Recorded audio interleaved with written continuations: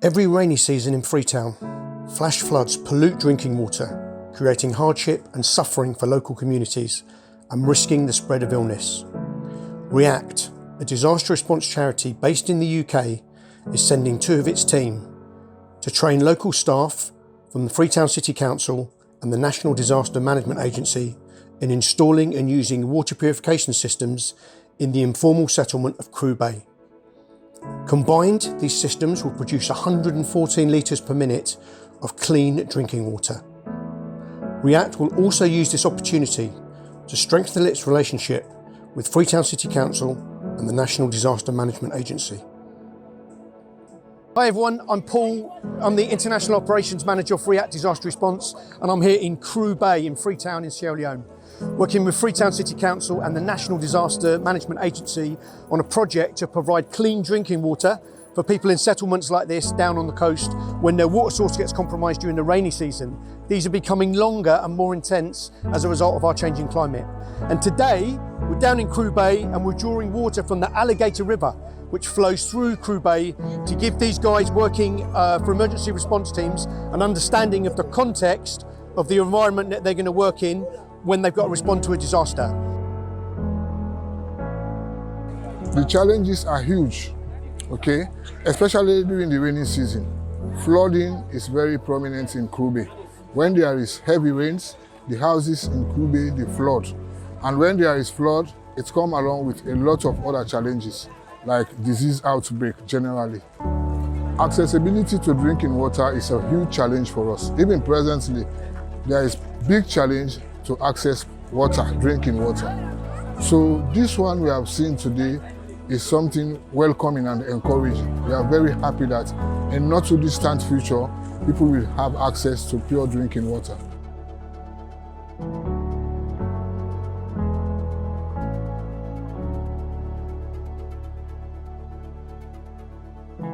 Well, we are here to raise awareness about the risks in our environment and in our various communities.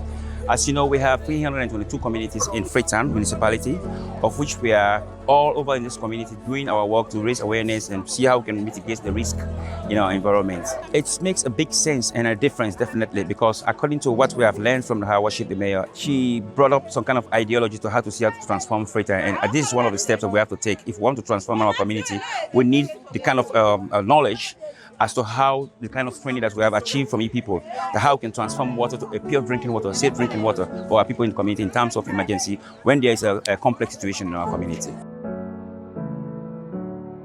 This training that we've received these past 3 days will help me in particular in executing my job, especially during the rains. If there is a cutoff at Kroo Bay here, we'll be able to use our expertise being given to us during these 3 days to provide safe drinking water for the people with the equipment you guys have supplied to us.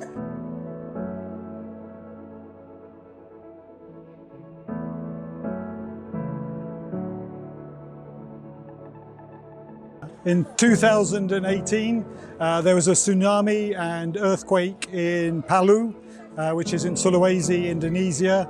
Lots of the remote communities were cut off. They didn't have water, the kids were getting cholera. So myself and another colleague took the very same equipment we're using today up into the hills to provide clean drinking water for remote villages. I think that we spend a lot of time in the Western world. We can turn on a tap, we can get fresh drinking water. And for me, being able to come out and provide safe, fresh drinking water to communities their worst possible time in their life is just an amazing gift, and I feel very privileged to be able to do that for the communities.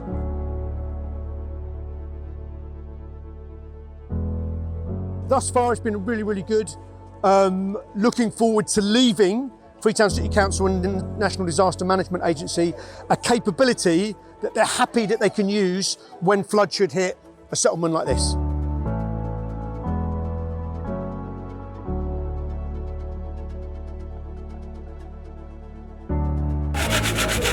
Ada water is clean water.